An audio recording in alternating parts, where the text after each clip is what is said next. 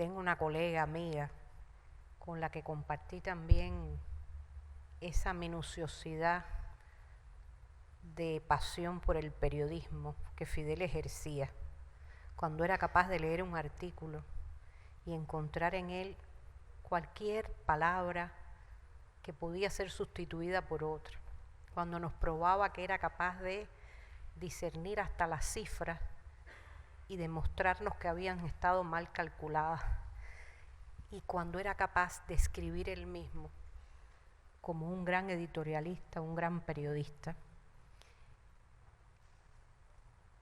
Y siempre recordamos cómo supo defender la comunicación como un instrumento, un arma, una coraza para defender la nación.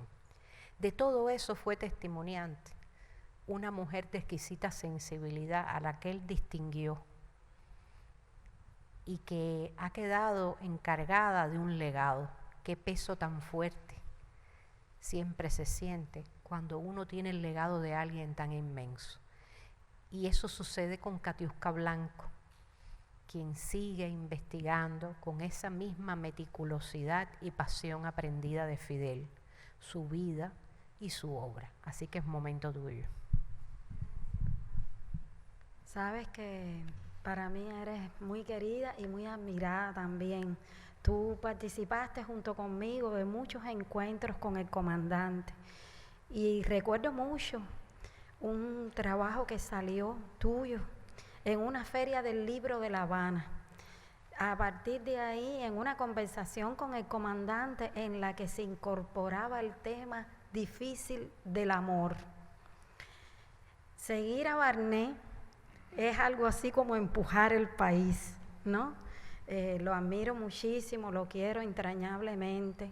Fidel nos unió para siempre, a mí, a Barnet y a Abel. Esa mañana en casa del comandante habíamos recorrido los campos de Moringa, acompañados de Conchita Campa. Estábamos allí los tres en la sala de su casa conversando con el inmenso, con el gigante. Y ahora que Barnet dice que nunca se atrevió, yo recuerdo una vez en que Fidel, para preparar la tribuna de 23 y 12, en la lucha extraordinaria de recuperar al niño Elian, citó a todos los escritores más brillantes de nuestra constelación cubana. Y bueno, a mí me tocó abrirles un espacio en las salas, en las oficinas del Comité Ejecutivo del Consejo de Ministros, o atender a todos aquellos escritores desde la Secretaría de la Presidencia del Comandante.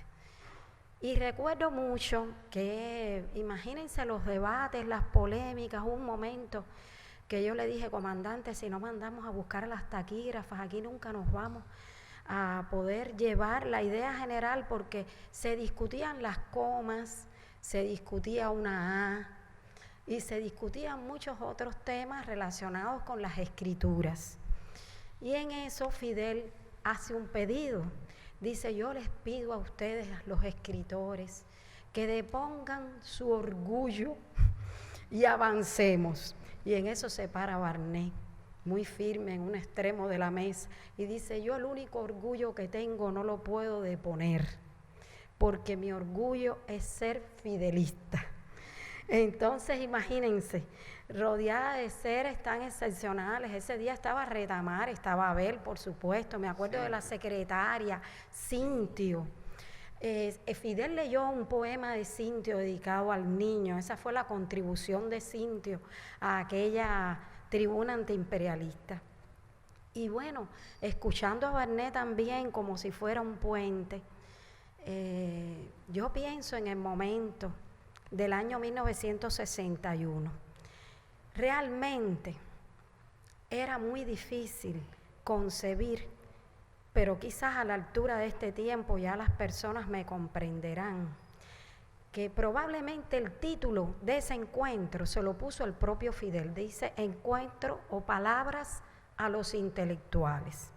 Ese título a mí no me gusta, porque deja fuera en mi opinión personal, al intelectual más descollante que existía en aquella sala, que era Fidel Castro Ruz. Pero él no tenía conciencia de eso. Había leído al Quijote y también la vida de Shakespeare. Y se había informado desde muy temprano en su vida de la literatura, de los más grandes clásicos de todo el planeta. Y además de eso, conocía de las polémicas culturales, porque en esas grandes obras aparecen las polémicas culturales de su tiempo, de cada uno de ellos, ¿no?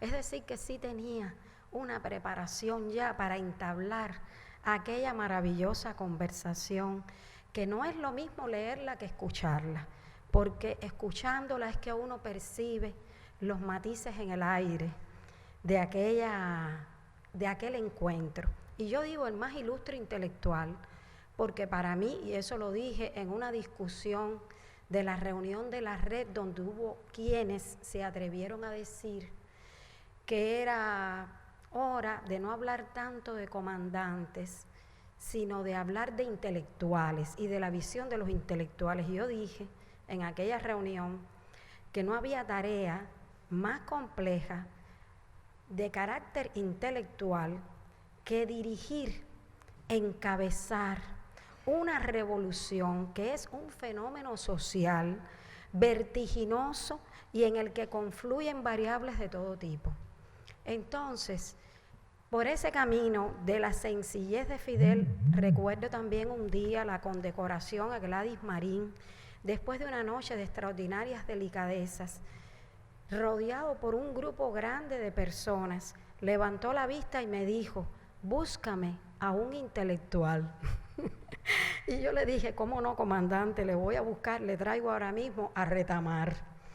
Y fui a buscar a Retamar, y Retamar lo recuerdo hoy como un homenaje también a Retamar, que fue alguien admirado por Fidel y a quien Fidel le quería cumplir un sueño, que era el nuevo edificio soñado para la biblioteca de la casa. Luego no fue posible por escasez de recursos y porque había muchas bibliotecas en el país con dificultades, pero él para entonces me nombró inversionista, como a la manera de Pastorita Núñez, que no sabe nada sobre los técnicos, pero que los respeta, y que lo importante es la ética de la persona que conduce un proceso. Y llevando así esta conversación, pensaba en que coincido con Atilio. No creo que haya sido una voluntad expresa, pero sí creo que haya sido una expresión de lo profundo del alma de Fidel, porque su biología y su espíritu estaban conectados y él se impresionaba extraordinariamente. Y fíjense si fue así, que el 26 de julio de 2006, antes de que se acabe el día, en la madrugada es que enferma. Siempre pensé, cuando ocurrió eso en el avión, que sabíamos que estaba ocurriendo algo muy complejo, muy difícil. Cuando nos bajamos estábamos todos, el silencio más grande que he vivido en mi vida fue ese día. Y las taquígrafas y yo le pregunté a Magali Curbelo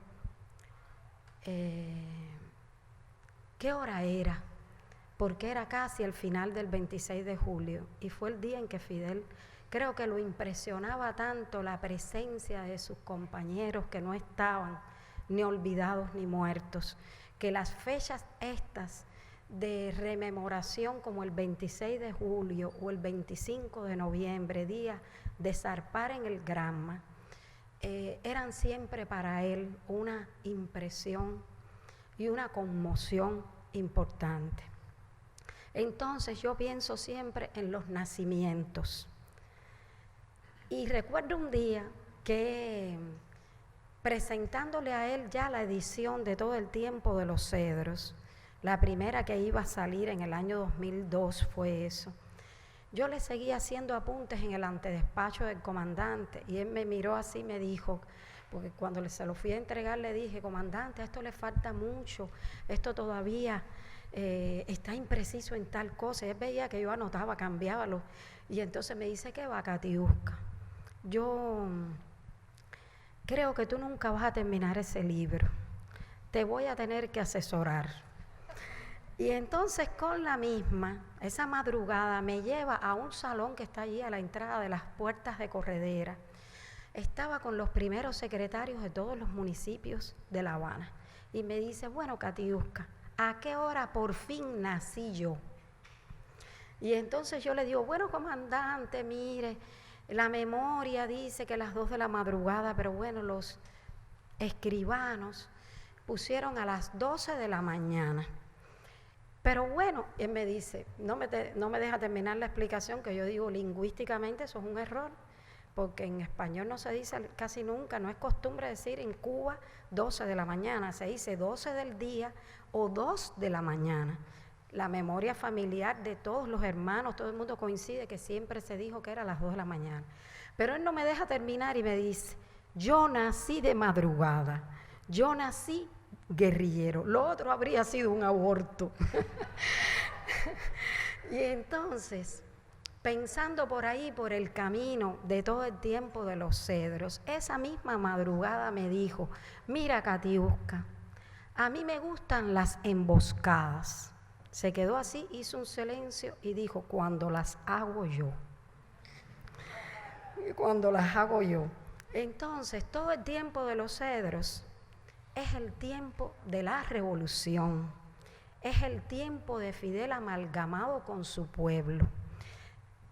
El compañero admirado, el poeta Barnet, dice de Esteban Montejo que es un hombre que pasa por la historia.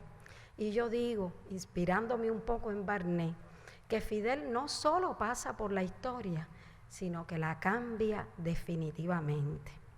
Y aquí, en esta sala, no puedo menos que olvidar, no puedo menos que mencionar a Gonzalo Rojas, el poeta chileno, que dijo en esta misma sala aquí, la sala Che Guevara, que Fidel puso a Cuba en la historia y eso lo saben las estrellas. Y la puso por su condición ética extraordinaria, por su condición humana. No olvidemos nunca que Fidel fue excelencia de 3 asignaturas: agricultura, premio en sociología, agricultura, lengua y literatura española, y después en la universidad fue alumno de antropología jurídica. Por tanto, yo siempre digo que no solo en Fidel la antropología es referente, sino es destino.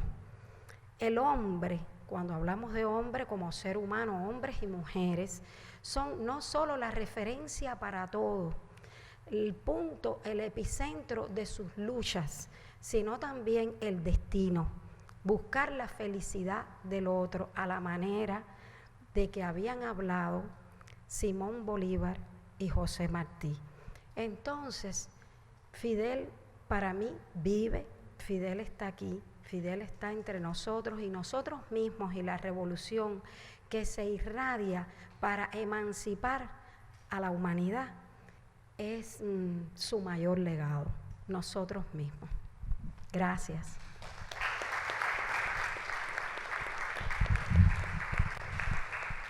Gracias a ti, Katiuska, por recordarnos ese Fidel tan cercano, tan inmenso y a la vez con esa capacidad tan real que tenía de dialogar, sí, desde la perspectiva antropológica con cualquiera. Hoy pensaba en la mañana en el fenómeno que se produjo en nuestro país cuando fue pasando Fidel de occidente a oriente y el pueblo cubano iba saliendo a las calles.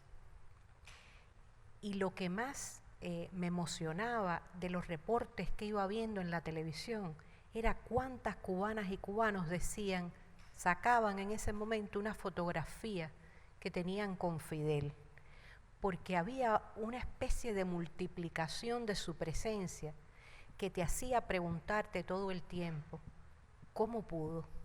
¿Cómo pudo llegar a todas y a todos? ¿Cómo pudo fundirse de esa manera con el pueblo? Bueno, aquí hay testimoniantes de lujo, pero también gracias a Internet tenemos a hombres imprescindibles hoy para hablar de Fidel. Uno de ellos que se ha ganado el afecto de las cubanas y los cubanos con tanto compromiso con Cuba y por su diálogo sostenido y permanente con Fidel Castro, aun cuando no esté su presencia física, es sin dudas ese gran intelectual, periodista, ensayista que es Ignacio Ramonet. Y con él de inmediato vamos a comunicarnos para escuchar su testimonio vivido. Hola, pues Fidel Castro me decía, una vez que le pregunté, quisiera que me hablase de Che Guevara. Y Fidel me dijo, a mí me gusta hablar del Che Guevara, me gusta hablar de él. Y yo diría lo mismo, a mí me gusta hablar de Fidel, me gusta hablar de Fidel. Fidel es un poco mi ídolo desde que tenía 14 años. Yo era un niño viviendo en un país del tercer mundo, en Marruecos, y cuando ocurrió el asalto al Moncada, ¿verdad? Yo tenía pues 10 años y ya estaba en la escuela primaria, y para mí en ese momento apareció esta personalidad con este proyecto atacándose a una dictadura tan despiadada, y desde entonces seguí con interés lo que hacía Fidel. Y ya he contado varias veces que en esa ciudad, en Tánger, donde yo vivía, pues yo iba a cortarme el pelo a una peluquería, que era donde iba mi papá, y este señor que tenía la peluquería, pues era un español que había vivido mucho tiempo en Cuba y tenía una pasión por Cuba. Y como sabemos todos, en las peluquerías hay revistas donde, mientras los clientes esperan, pues leen revistas. La revista que se leía en esa peluquería en Tánger era Bohemia. Era Bohemia. Entonces yo, que iba entonces mucho más a cortarme el pelo que ahora, pues cada, digamos, 3 semanas pasaba por allí y me empapaba con Bohemia. ¿Y de qué hablaba Bohemia? Bueno, de la vida política, en aquel momento los enfrentamientos, la violencia política que había, los pistoleros, la represión. Bohemia me hizo la impresión, me dio la impresión a mí, siendo un niño, digamos, de 10, 11, 12 años, que era una revista progresista en la medida de lo posible. Recordemos que estaba en una ciudad colonizada, aunque era una ciudad con estatuto internacional, gobernada por Naciones Unidas. Tánger era una ciudad internacional con un estatuto internacional y gobernada administrada por Naciones Unidas, pero evidentemente en un contexto colonial por una parte, y por otra parte en un contexto en que tenía mucha influencia la España de Franco. Entonces mis padres, republicanos, antifranquistas, pues yo vivía en esta atmósfera, y ahí entonces ya Fidel me apareció como un proyecto hermoso de liberación, de descolonización, que era lo que deseábamos, y por otra parte una manera de descolonizar, y por otra parte también una manera de proponer un mundo diferente. Entonces, obviamente, cuando después en secundaria, después como estudiante, militante, pues siempre me consideré como un castrista. Claro, un castrista aislado, un castrista lejísimo, solo y apasionado, pero un castrista. Y cuando luego vivía en Rabat, donde hacía estudios de ingeniería, llegó la primera embajada, ya era 1960, más o menos 60, 61, llegó la primera embajada y llegó el primer embajador, que se llamaba Enrique Rodríguez Loeches, que había sido del directorio. Y establecí, teniendo yo 19, 20 años, establecí una relación muy estrecha con este extraordinario embajador y extraordinaria persona que había participado en la lucha contra bandidos en el Escambray, un hombre además de gran cultura, un gran admirador de Fidel. Y entonces ya con él establecí relaciones con la Revolución Cubana, en este caso. Así conocí a Alejo Carpentier, que vino a presentar unas películas. Yo me ocupaba del cineclub, me hice una relación muy estrecha con Alejo, además de ser un admirador de su de su literatura, evidentemente, Alejo, su esposa Lilia, que conocí muy bien, después también en París, y también ahí conocí a Saúl Yelin en Marruecos. Conocí primero a Saúl Yelin, que era como el director de Relaciones Internacionales del ICAI, que se acababa de fundar.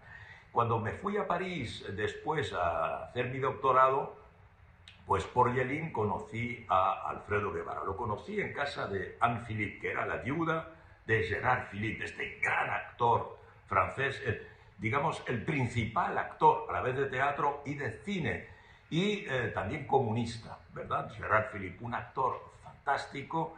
Y Anne Philippe tenía una tertulia en esa casa los martes por la noche, y ahí me encontré con Alfredo y nos apasionamos. En aquel momento yo era muy apasionado del cine, era lo que podríamos llamar un cinéfilo, y así pude conocer a Fidel final de los años 60, principio de los años 70, por Alfredo.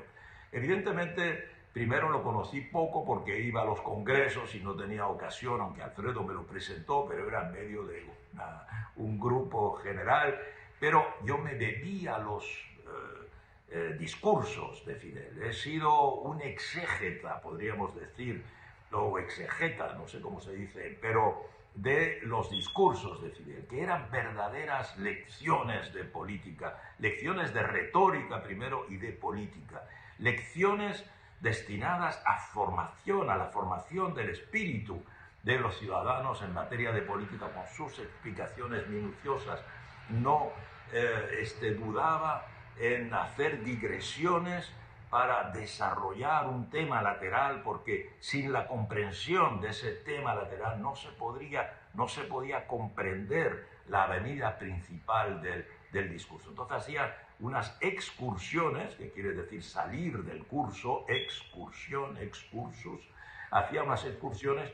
En esto era un poco como Chávez. Cuando conocía a Chávez, también Chávez hacía excursiones increíbles. Fidel se iba lejísimos del tema principal y volvía al tema principal, y ya nos había informado de los elementos necesarios para comprender su desarrollo retórico, ¿verdad? Entonces, esta fascinación que suscitaba en mí el orador, que era Fidel, el orador con contenido político, no era solo retórica, era sobre todo contenido político, esa visión de ese socialismo tan particular que es el socialismo de la Revolución Cubana, que evidentemente se integraba en un proyecto internacional, pero con una singularidad, con una personalidad, con una originalidad tan particular, su anticolonialismo, su antiimperialismo. Todo esto para mí fue la base misma de mi formación.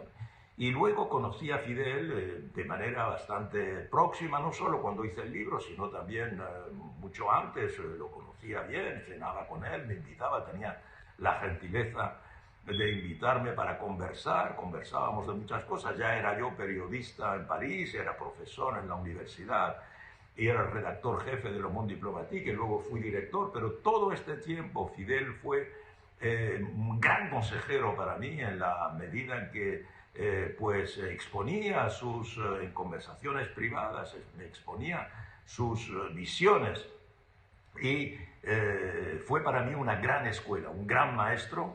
Era un gran pedagogo, evidentemente, tenía una capacidad de pedagogía política excepcional, era un hombre extremadamente bueno, generoso, porque solo se puede ser generoso cuando se es revolucionario, cuando se es partidario de una justicia general en particular para los humildes. Y entonces un hombre que siempre me fascinó, y debo decir que desde su desaparición, ¿verdad? Pues es algo que no soy el único, obviamente, que lo constata de esa manera, pero su palabra, su ejemplo, su análisis, pues lo echamos extremadamente en falta, lo extrañamos mucho, y lo extraño mucho como persona, como amigo y como líder. Muchas gracias.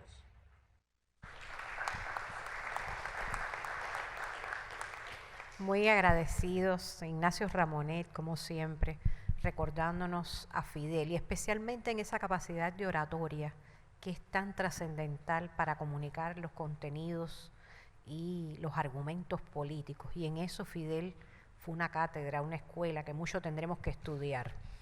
A mi lado está uno de esos grandes estudiosos, historiador y con una responsabilidad que creo dirá que es la más grande que le han concedido en su vida. Y mira que ha tenido responsabilidades. Presidir, dirigir un centro que lleve el nombre de Fidel Castro Ruz y que tenga la inmensa tarea de defender su legado, es una vocación ya para toda la vida. Bienvenido, René González Barrios, tu testimonio nos va a resultar muy atractivo y muy útil hoy. Bueno, muy buenas tardes a todas y todos. En una fecha como hoy, hace 4 años, se fundó el Centro Fidel Castro Ruz. Creo que fue uno de los aciertos más importantes de la Asamblea Nacional del Poder Popular, si tenemos en cuenta los tiempos que estamos viviendo, tiempos de redes sociales, tiempos de contaminación del pensamiento de los seres humanos por las grandes cadenas de redes que tratan de colonizar la mente, y teniendo en cuenta la decisión de nuestro comandante de que no quería que se le pusiera su nombre ni a calles, ni a escuelas, ni a fábricas, a nada. Se crea el Centro Fidel Castro Ruz, la única institución que lleva su nombre en Cuba, y para nosotros los que hemos tenido, Katiuska, Elier, que estaba por acá, que hemos tenido el honor de asumir esta responsabilidad, ha sido una gran escuela, y una escuela donde todos los días vamos aprendiendo muchas cosas y teniendo vivencias extraordinarias, vivencias muy impresionantes. El propósito que tenía la Asamblea era que el centro se convirtiera en un lugar donde las jóvenes generaciones, fundamentalmente adolescentes, jóvenes, niños, aprendieran del legado del pensamiento y la vida y la obra de Fidel.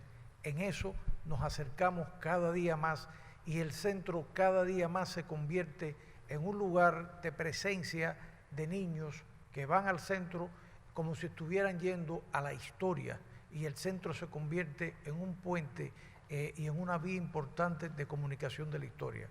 Para los extranjeros, para los cubanos de todas las generaciones, los más jóvenes van a aprender, los mayores van a revivir la historia que hicieron, porque la Revolución Cubana no es solo la obra de Fidel, es la obra de Fidel como conductor y de un pueblo, como Miguel Barnet decía, el que se quedó, pero el pueblo que lo acompañó en ese proceso de transformación del país. O sea, es una obra colectiva.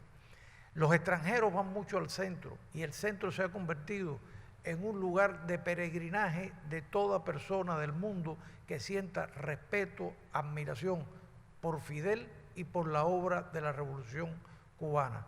Andamos ya por los más de 240.000 visitantes en el centro, visitantes de 178 países,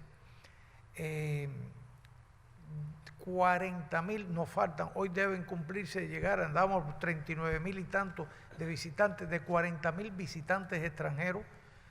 Los extranjeros que más visitan el Centro Fidel Castro Ruz son los estadounidenses, interesante, estadounidenses que van a aprender allí de qué cosa es Cuba, de qué ha sido la Revolución Cubana, y la responsabilidad que tenemos nosotros de transmitirle esa visión transformadora de Fidel, para que ellos mismos, y siempre se los decimos, informen, comenten en su país qué cosa es la obra de la Revolución Cubana, no el fantasma que les han pintado a ellos. Después, Brasil, muchos brasileños, muchos mexicanos, colombianos. Increíblemente, el otro público que está entre los principales es el público turco. Los turcos tienen una admiración por la figura de Fidel extraordinaria, y Turquía es uno de los países que más publica las cosas de Fidel. Las delegaciones extranjeras que van al centro nos piden siempre anécdotas de Fidel, Y es impresionante cómo en una semana del año pasado, 2 cancilleres africanos, cuando terminaron el recorrido por el centro, se viraron a la hora de despedirnos, y primero el de Angola se vira y me dice: cuídennos el centro, Fidel no es solo de ustedes, Fidel nos pertenece. O sea que asumen que el centro también es de ellos, como nosotros se lo hacemos saber. Una semana después llegó el canciller de Tanzania y nos dijo exactamente lo mismo, y no creo que los dos se hayan puesto de acuerdo para transmitirnos ese mensaje. Por otra parte, vienen muchas delegaciones extranjeras y nos dicen: la ley cubana no es extraterritorial. Fidel no quiso que se le pusiera su nombre a nada en Cuba, pero en nuestro país mandamos nosotros, nos dicen ellos. Entonces, en Sudáfrica no habían pasado 2 meses del fallecimiento de nuestro comandante y ya le habían hecho una plaza. En Namibia le hicieron una plaza, una calle. En Luanda, en Angola, la avenida más extensa de Luanda, le cambiaron el nombre inmediatamente del fallecimiento del comandante y le pusieron Fidel Castro. En Mozambique hicieron un plebiscito en un pueblo y el pueblo decidió cambiarle el nombre al pueblo y el pueblo se llama Fidel Castro. Y nos enviaron desde Mozambique fotos de ese pueblo: Fidel Castro a 80 kilómetros, Fidel Castro a 50 kilómetros, te vas acercando a Fidel Castro a partir de los carteles. En Italia le pusieron a una montaña en medio de la COVID el nombre de Fidel Castro. En Moscú le hicieron una estatua hermosa, bella. En Vietnam le hicieron también una plaza. Y el nombre de Fidel se va multiplicando por todos los países. En América Latina hay escuelas que llevan su nombre, cada vez hay más cátedras que lleven su nombre. Y para sorpresa nuestra, el canciller de Kenia viene al centro y nos dice, cuando le explicábamos todo esto, nos dice: en mi país está de moda ponerle a los niños de nombre Fidel Castro y el apellido africano. Le cuento eso al presidente de Namibia cuando estuvo en el centro hace poco, y se vira y le dice al ayudante: ¿cómo se llama tu hijo? Fidel Castro, el hijo del ayudante del presidente de Namibia. Quiere decir que la impronta de Fidel en todos los pueblos es grande. Los africanos, no hay delegación sudafricana que vaya al centro que no nos diga que en el mundo hay 2 dioses, Madiba y Fidel, o Fidel y Madiba, Mandela, ellos le dicen así.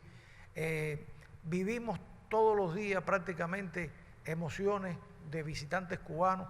Este domingo fueron 2 jóvenes al centro, el muchacho a entregarle el anillo de compromiso y a comprometerse en amor eterno a su novia para antes de casarse. Hicieron el compromiso en el centro, algo muy emotivo.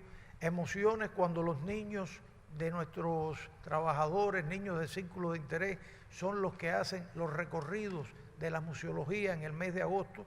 Vino una delegación militar de alto nivel de Vietnam al centro, y cuando llega la delegación eran los niños, agosto. Me dicen los compañeros: René, ¿y tú vas a dejar que sean los niños los que le expliquen? Digo, los niños. Y el vietnamita se fue llorando del centro, porque dice que cuando los niños transmiten las emociones de esa manera es como mejor se siente la revolución.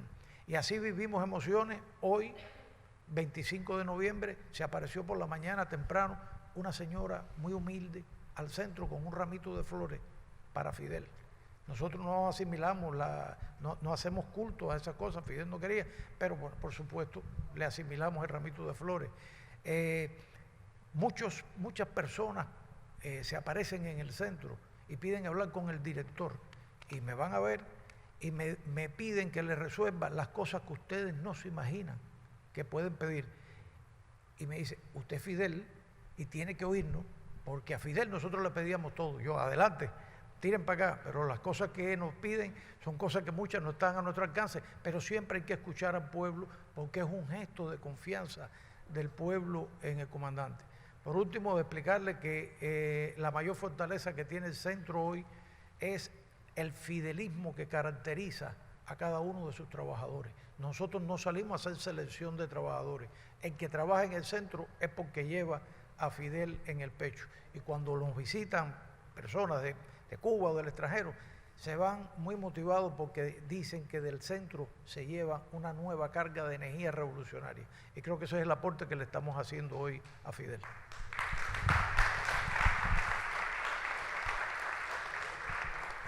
Bueno, ahora vamos a viajar, gracias a la posibilidad que nos ofrece Internet, hacia el estado de Barinas, allí en el pueblo, en el país donde nació el hombre que se llegó a definir como el mejor amigo de Cuba, un hombre que profesó gran afecto por Fidel, que fue sin dudas el comandante Hugo Rafael Chávez Frías.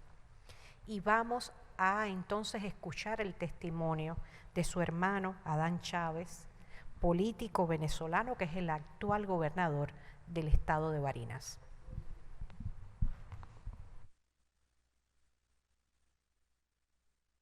Un gran abrazo, compatriotas, camaradas de nuestra América y del mundo.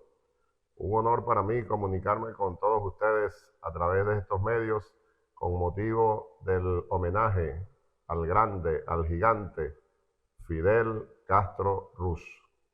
Es momento oportuno para destacar la referencia, el ejemplo que ha sido y será siempre nuestro comandante Fidel para nuestras revoluciones, las revoluciones en nuestra América, las revoluciones en el mundo.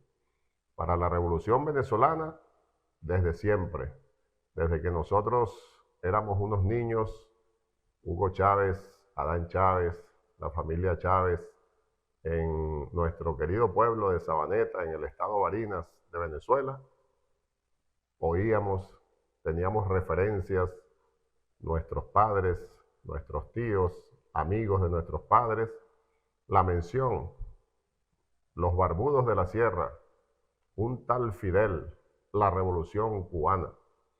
Y ya de adolescentes, comenzando la militancia revolucionaria, pues con mayor razón, conociendo todo el proceso de la revolución cubana, los ataques que comenzaron a recibir desde los primeros momentos del imperialismo norteamericano, la valentía, la resistencia de ese pueblo dirigido por Fidel Castro Ruz. Más adelante, bueno, historia quizás un poco más conocida, pero importante de compartir con ustedes en este momento, compatriotas, camaradas del mundo. El 4 de febrero de 1992, siglo XX, la rebelión cívico-militar en Venezuela, dirigida por el comandante Chávez. En su formación previa, hay documentos, diarios que escribió nuestro comandante eterno. Está allí la presencia, la referencia de la Revolución Cubana, del Che Guevara, de Fidel Castro, por supuesto.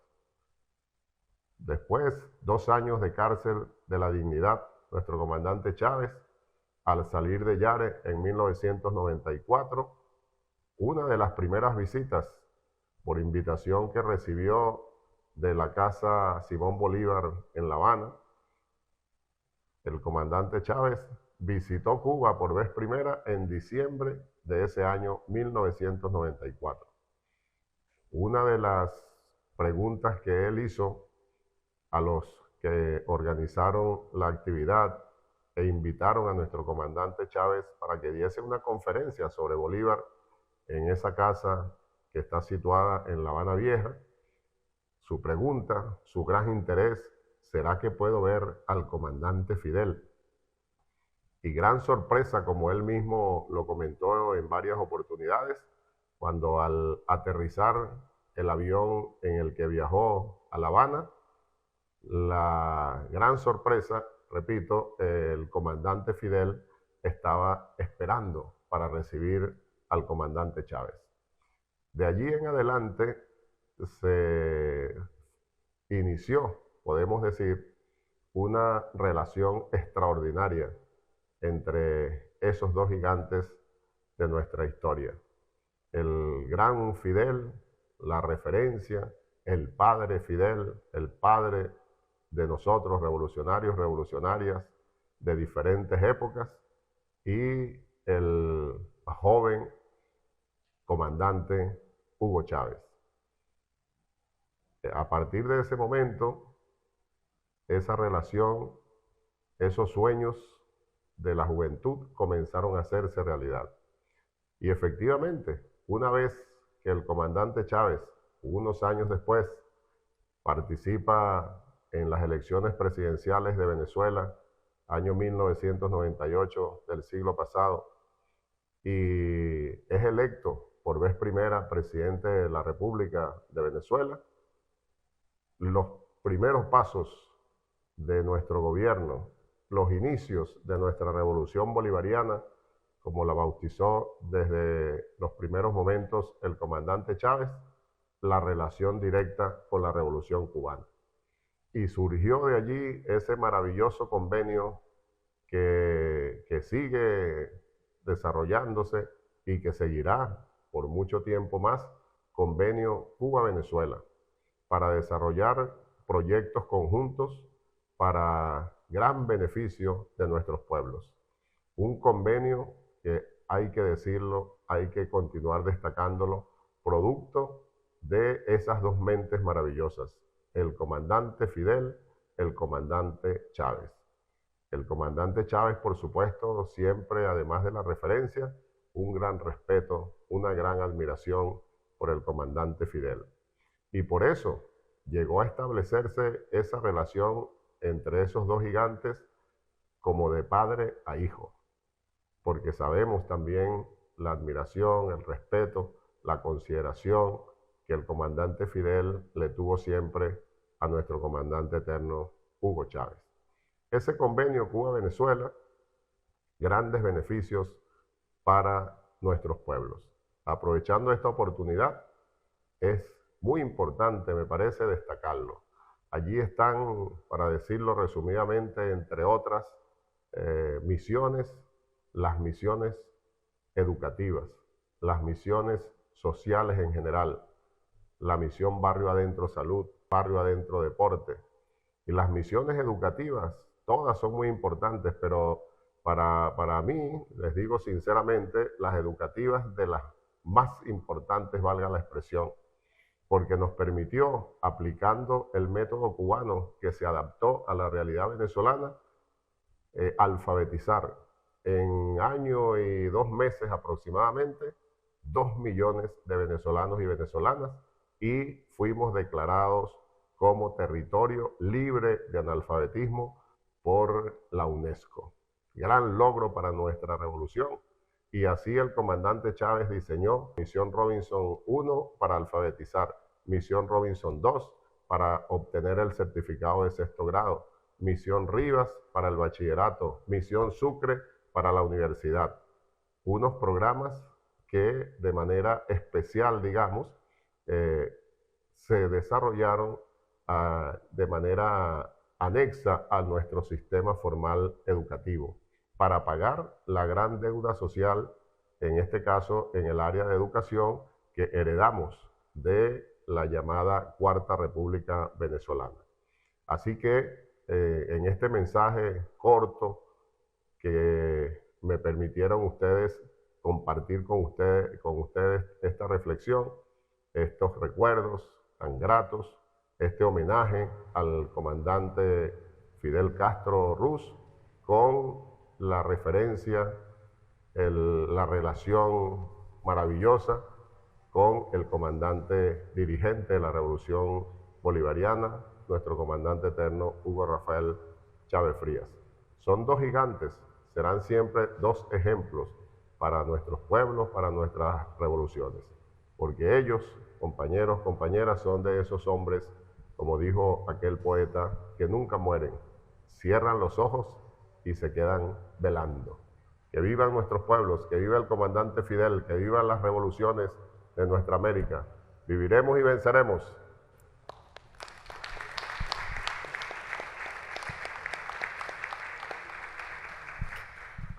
Y cuando escucho y veo a la oradora que sigue ahora, a la persona que va a hablar ahora, recuerdo a su entrañable amiga, la estadounidense Alice Walker, la escritora, con la que hemos tenido la oportunidad de compartir, que una vez asoció la imagen de Fidel Castro a una secuoya.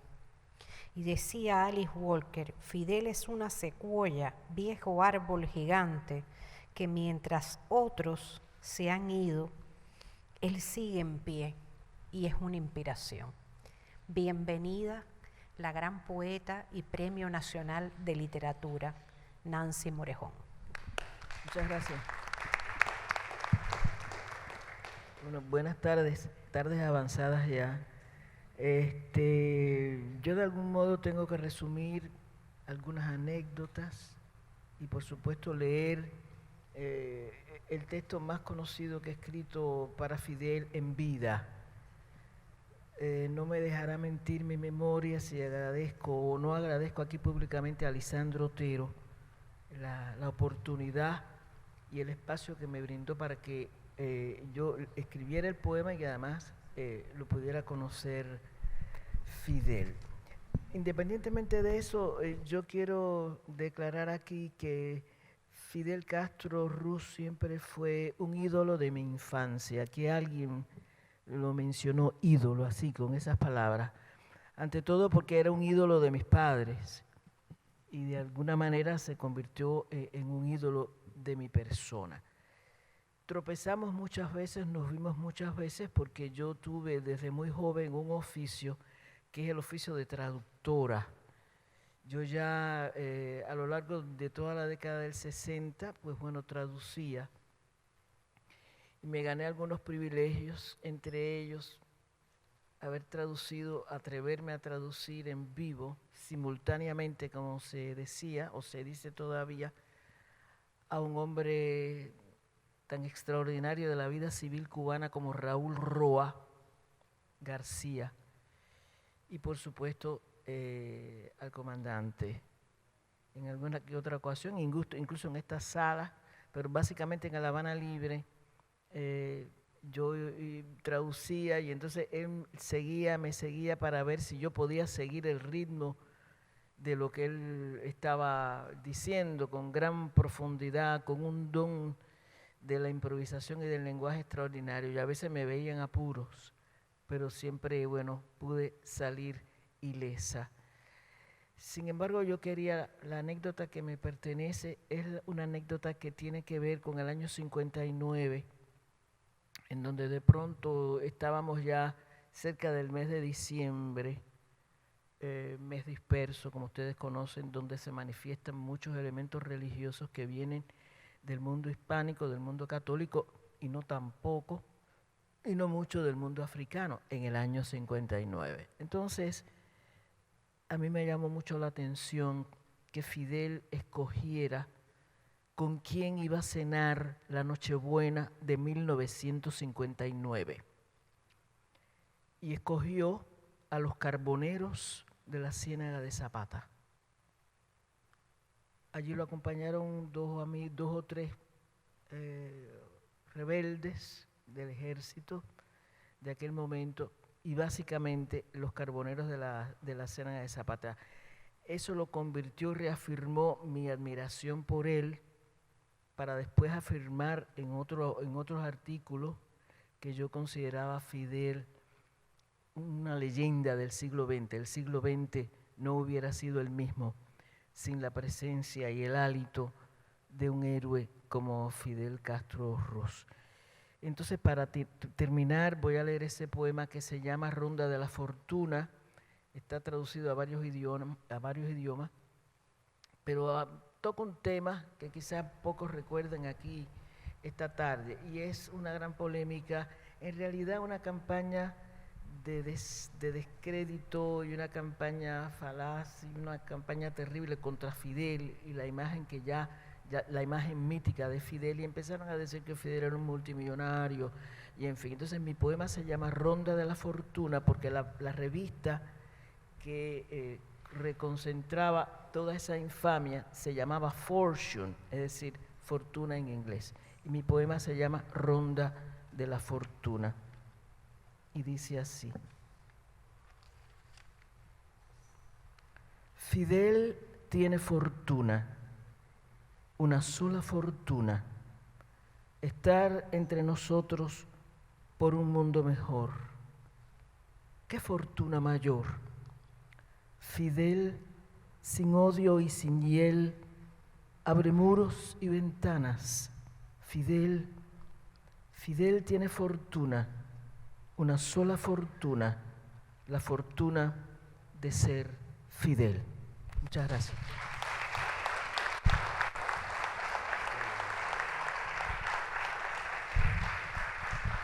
Muchas gracias a Nancy Morejón y ahora nos dirigimos a Brasil. El filósofo y politólogo brasileño Emir Sader nos tiene también su testimonio. Olá, queridos companheiros de Casa das Américas. Soy Emir Sader, gravando este testemunho desde Rio de Janeiro, Brasil. Mi relación con Fidel. Yo empecé mi militancia política en 1959, justamente el año de la Revolución Cubana. Empecé repartiendo un panfleto, un periódico, donde había un testimonio, una foto de unos barbudos, así como yo, que habían tumbado un dictador en América Central. En ese momento no había Caribe, había América Central, América del Norte, América del Sur, y en el medio estaba América Central. El Caribe llegó después con Cuba. Bueno, la relación que tuve yo en la experiencia personal con Fidel. Lo primero que supimos de la revolución, que nos llegó como noticia vía United Press, etc., agencias internacionales, era que Fidel había demandado a los estudiantes si querían seguir estudiando o si querían hacer la alfabetización de los campesinos en Sierra Maestra, en otras zonas del campo en Cuba. Quisieron y ahí fueron a alfabetizar. Fue el primer gran fenómeno que recibimos, ¿no? Después el Che dirá que cuando lo extraordinario se vuelve cotidiano es la revolución. Nos dábamos cuenta que había cosas extraordinarias que eran la revolución. Y Cuba se ha vuelto el primer país de tener territorio libre de analfabetismo. Hasta hoy día, más de 70 años después, sigue siendo el único país que superó el analfabetismo. Eso se dio en ese proceso inicial de los muchachos estudiantes. Yo, como líder estudiantil, me sentía más tocado todavía por esa posibilidad de movilizar estudiantes con una tarea tan noble como esa de terminar con el alfabetismo. Ahí empezó entonces la relación con la Revolución Cubana.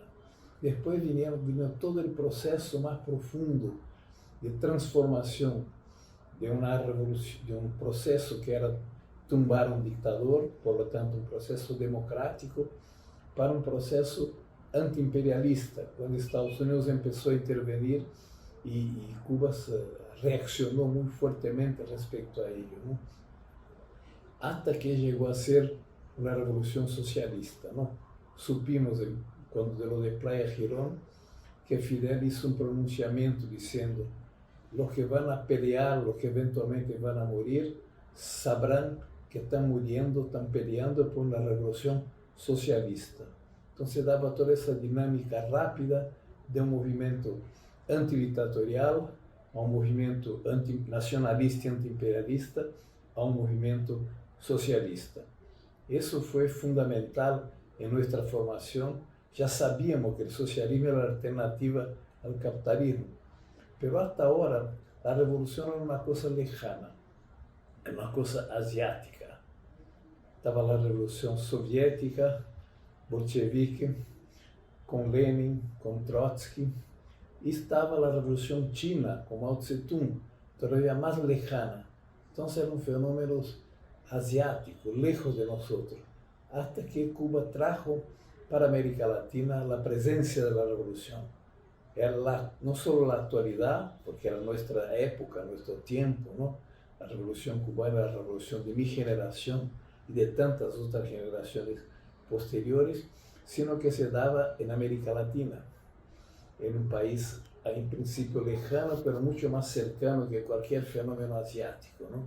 Entonces estaba en América Latina la presencia de la revolución socialista con Fidel, con el Che, con Camilo y todo. Esa foto traía justamente esos barbudos que habían tumbado un dictador. Estaba y después reconocimos a Fidel, al Che, a Camilo, etc., como si fuera un equipo de fútbol posando para una fotografía. Eso fue el primer contacto, digamos, con la existencia de Fidel, de la Revolución Cubana. Posteriormente, pude por primera vez, cuando estaba en Chile ya, tener contacto con Fidel. Él fue, durante el gobierno de Salvador Allende, hizo primero un gran comicio ahí donde estaba el Palacio de la Moneda, al lado de Salvador Allende, su gran comicio inicial de su viaje para Chile. Después cruzó Chile de norte a sur, haciendo comicios y lo veíamos por televisión. Ahí sí empezamos a tener esa presencia de su voz impresionante, que después pude verlo mucho más veces en la Plaza de la Revolución, pero eso fue la primera vivencia concreta, aunque lejana físicamente, digamos, de Fidel.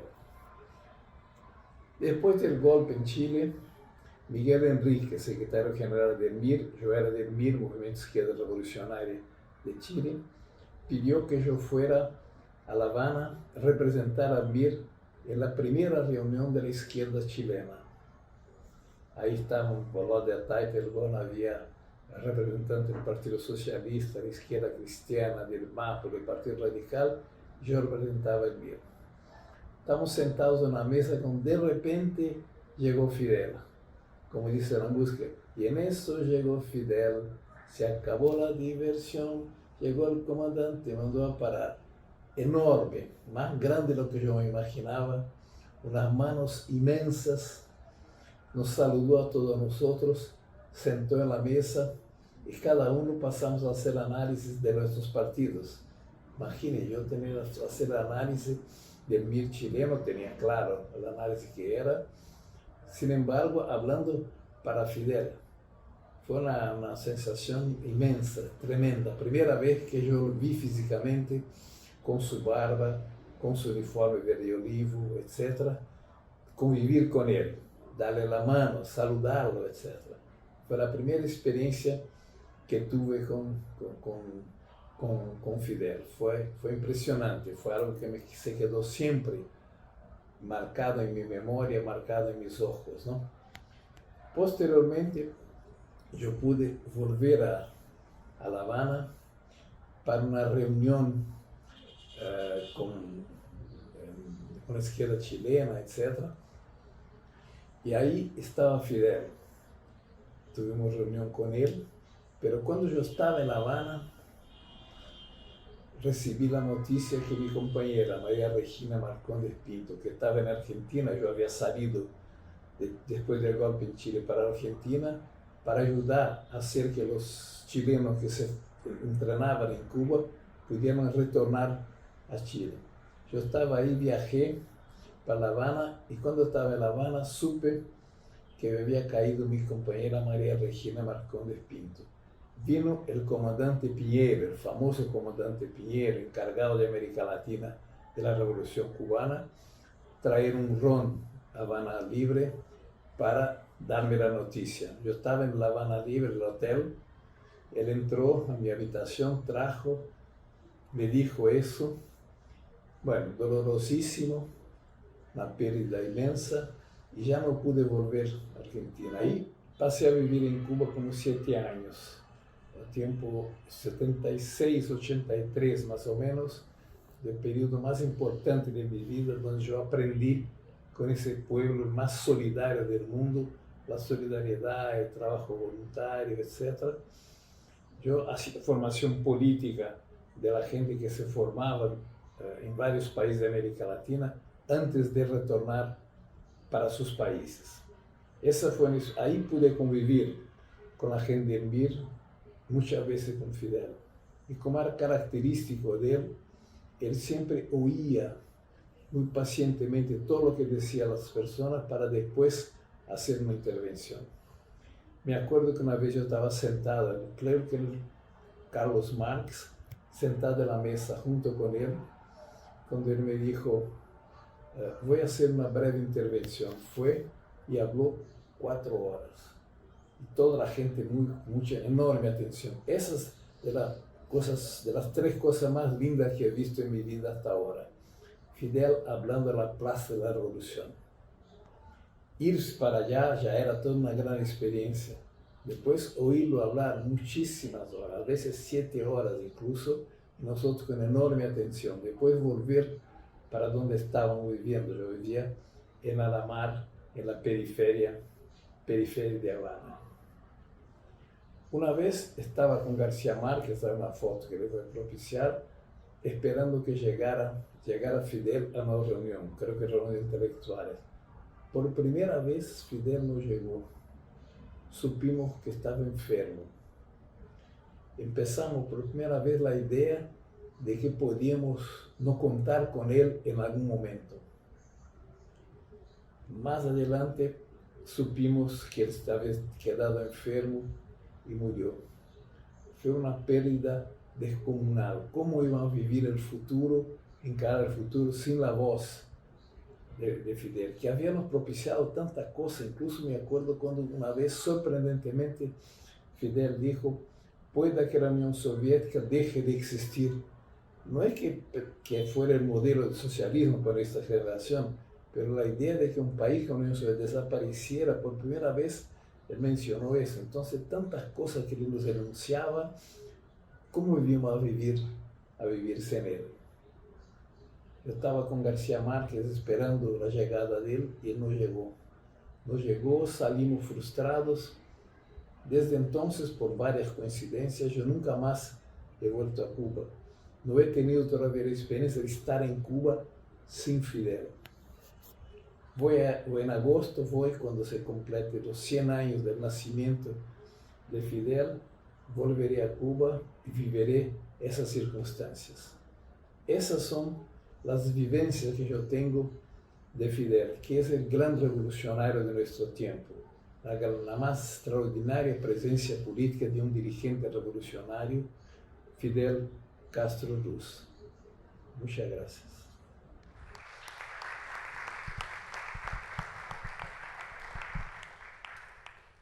Bueno, toca el turno ahora al realizador audiovisual y director de la revista Cuba Socialista, Luis Morlote Rivas.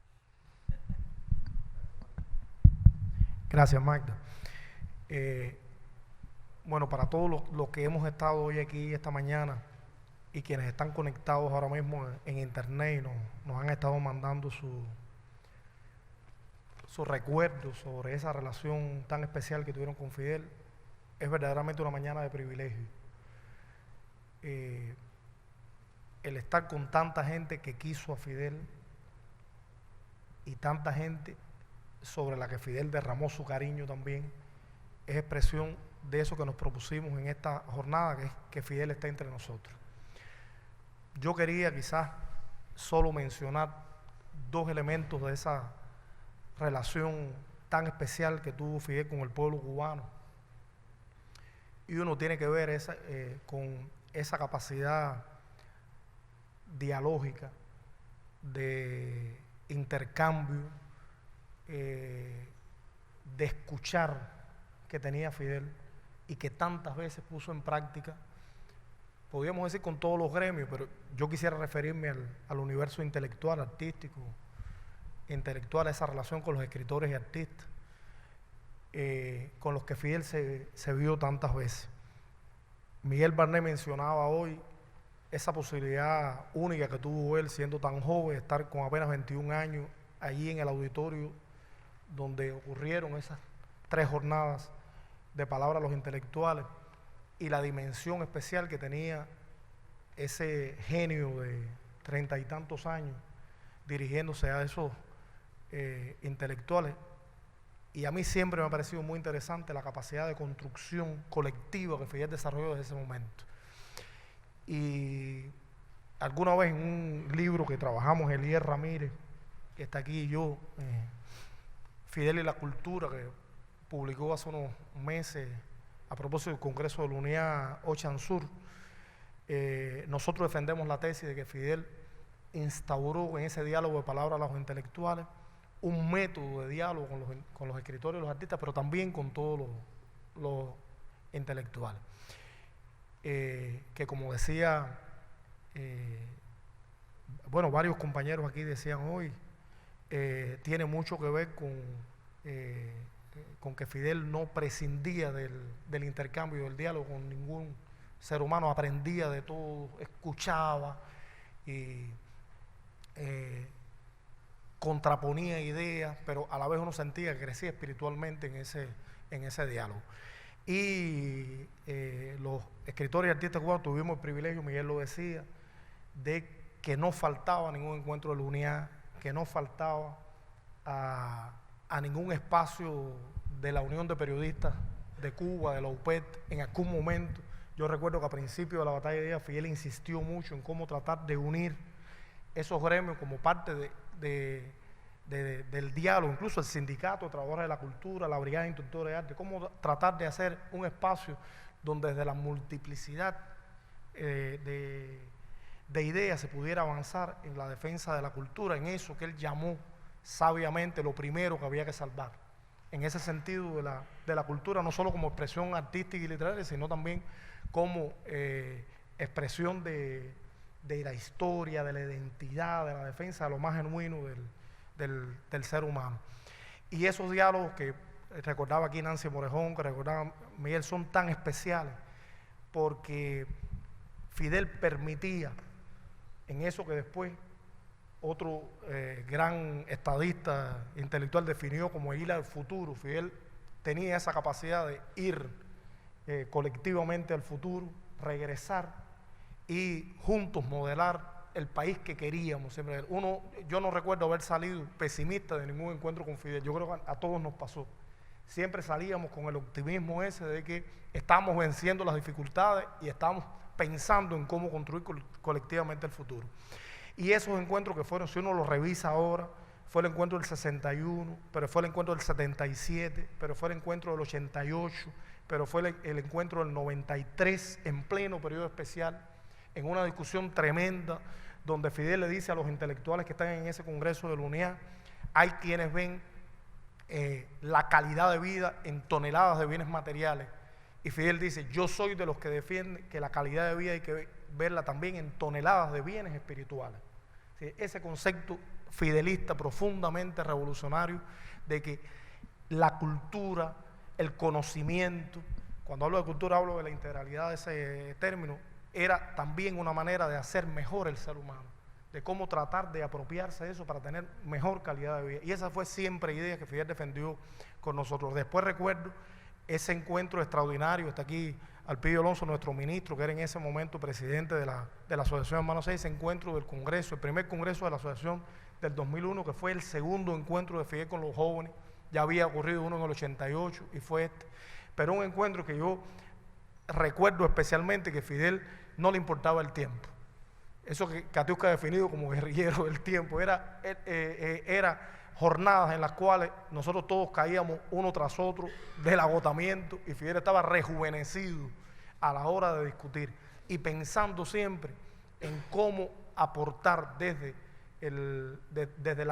los que conquistaron, desde los que hicieron la revolución a las nuevas generaciones. Y ese es el segundo tema del cual yo quería hablar y con eso termino, que es el Fidel constructor de futuro. A mí me parece que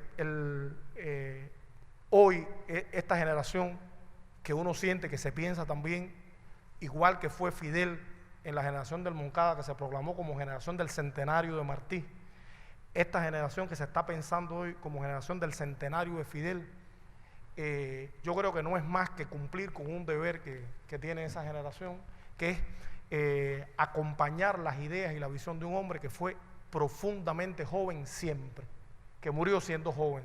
Cuando nosotros despedimos a Fidel, y tiene que ver con esa manifestación pública de dolor que Magda decía ahorita, un día como hoy, un día como, en todo el recorrido que hicieron los restos hasta Santa Ifigenia el 4 de diciembre, uno recuerda especialmente la multitud de jóvenes que acompañaron ese momento. Y una de las cosas más preciosas que está pasando ahora en la Comisión del Centenario del Comandante, en este año que le hemos declarado del Centenario, que inició el 13 de agosto en Virán y debe concluir el 4 de diciembre del 2026, y en la cual nos hemos propuesto desde el partido, desde las instituciones culturales del Centro Fidel Castro, rendir homenaje a Fidel. Pero una de las cosas más bellas que está pasando es que le decía a algunos compañeros que hablábamos hoy en la mañana, la gente no está sintiendo a Fidel como el líder que fue, sino como esa persona cercana que todo el tiempo la sigue teniendo. Y es muy lindo, como decía Magda, que la gente saque su foto o que haga su anécdota, porque todo el mundo tiene al Fidel cercano. Uno se imagina cómo ese hombre en apenas 90 años, en 90 años de vida, pudo tener una relación cotidiana, cercana y casi personal, porque cada uno tiene su Fidel. Y yo creo que hoy no es un día de tristezas, como decía de alguna manera Tibio Borón, es un día también para festejar el privilegio nuestro de ser contemporáneos de Fidel. Y con eso tenemos que celebrar todos los que estamos aquí, el ser contemporáneos de Fidel. Muchas gracias.